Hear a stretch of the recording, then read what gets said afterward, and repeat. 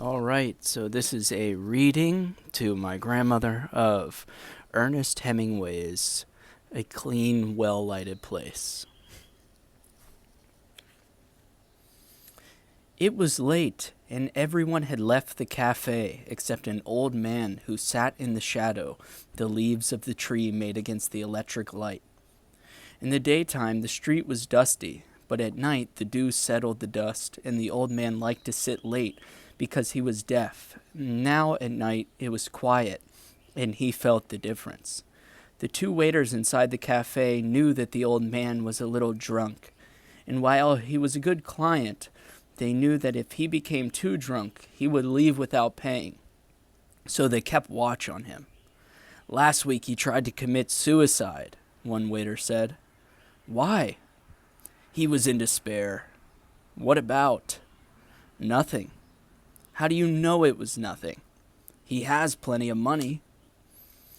They sat together at a table that was close against the wall near the door of the cafe, and looked at the terrace where the tables were all empty, except where the old man sat in the shadow of the leaves of the tree that moved slightly in the wind. A girl and a soldier went by in the street. The street light shone on the brass number on his collar. The girl wore no head covering and hurried beside him. "The guard will pick him up," one waiter said. "What does it matter if he gets what he's after?" "He had better get off the street now. The guard will get him. They went by 5 minutes ago." The old man sitting in the shadow rapped on his saucer with his glass. The young waiter went over to him. "What do you want?" The old man looked at him. "Another brandy," he said. "You'll be drunk," the waiter said. The old man looked at him. The waiter went away. "He'll stay all night," he said to his colleague. "I'm sleepy now. I never get into bed before 3 o'clock. He should have killed himself last week." The waiter took the brandy bottle and another saucer from the counter inside the cafe and marched out to the old man's table. He put down the saucer and poured the glass full of brandy. "You should have killed yourself last week," he said to the deaf man. The old man motioned with his finger. "A little more," he said. The waiter poured on into the glass so that the brandy slopped over and ran down the stem into the top saucer of the pile.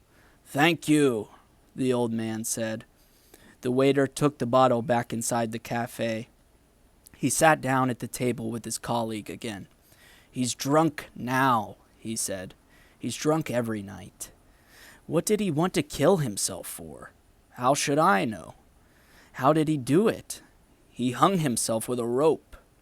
"Who cut him down?" "His niece." "Why did they do it?" "Fear for his soul." "How much money has he got?" "He's got plenty." "He must be 80 years old." "Anyway, I should say he was 80. I wish he would go home. I never get to bed before 3 o'clock. What kind of hour is that to go to bed?" "He stays up because he likes it. He's lonely." "I'm not lonely. I have a wife waiting in bed for me." "He had a wife once too." "A wife would be no good to him now." "You can't tell. He might be better with a wife." "His niece looks after him. You said she cut him down." "I know. I wouldn't want to be that old. An old man is a nasty thing." "Not always. This old man is clean. He drinks without spilling. Even now, drunk. Look at him." "I don't want to look at him. I wish he would go home. He has no regard for those who must work." The old man looked from his glass across the square, then over at the waiters. "Another brandy," he said, pointing to his glass. The waiter, who was in a hurry, came over. "Finished?" he said, speaking with that omission of syntax stupid people employ when talking to drunken people or foreigners. "No more tonight. Close now." "Another," said the old man. "No. Finished." The waiter wiped the edge off the table with the towel and shook his head. The old man stood up, slowly counted the saucers, took a leather coin purse from his pocket, and paid for the drinks, leaving half a pièce the tip. The waiter watched him go down the street, a very old man walking unsteadily, but with dignity. "Why didn't you let him stay and drink?" the unhurried waiter asked. They were putting up the shutters. They were putting up the shutters. "It is not 2:30. I want to go to bed." "What is an hour?" "More to me than to him." "An hour is the same." "You talk like an old man yourself. He can buy a bottle and drink at home." "It's not the same." "No, it's not," agreed the waiter with a wife. He did not wish to be unjust. He was only in a hurry. "And you? You have no fear of going home before your usual hour?" "Are you trying to insult me?" "No, no, hombre, only to make a joke." "No," the waiter, who was in a hurry, said, rising from pulling down the metal shutters. "I have confidence. I am all confidence." "You have youth, confidence, and a job," the old waiter said. "You have everything." "And what do you lack?" "Everything but work." "You have everything I have." "No, I have never had confidence, and I am not young." "Come on, stop talking nonsense and lock up." "I am of those who like to stay late at the cafe," the older waiter said. "With all those who did not want to go to bed, with all those who need a light for the night. I want to go home and into bed." "We are of two different kinds," the older waiter said. He was now dressed to go home. "It is not only a question of youth and confidence, although those things are very beautiful.